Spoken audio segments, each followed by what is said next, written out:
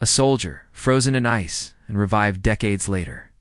A clone, engineered from Kryptonian DNA, growing up in a world that isn't his own.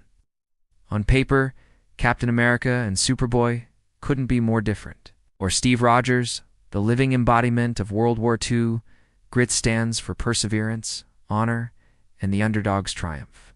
Kal-El, Superboy, was built in a tube with the DNA of Superman and Lex Luthor, designed not to be an ideal, but to solve the problem the world couldn't. What do you do when Superman's gone?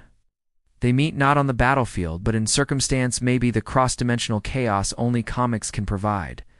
The citizens panic as Superboy crashes from the sky, sending cars flying. Captain America, always the tactician, watches, shield raised. What is his play against a living powerhouse who shrugs off bullets and bench presses freight trains for fun? Easy. Be unpredictable. Cap uses the environment, throwing his shield to ricochet off light poles, hurling smoke grenades, ducking, weaving. Superboy, brash and inexperienced, charges in, only to be lured into a trap. It's never about brute strength for Cap.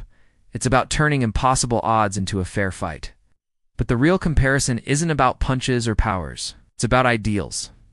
Cap represents a legacy forged by choice super soldier, sure, but always human.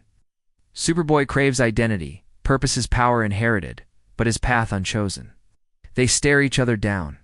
Do they keep fighting? Or does something in Cap's words reach that lonely part of Kal-El who just wants to be more than a weapon? The world waits, breath held. Soldier or clone, hero or experiment, the real victory is always choosing who you'll be.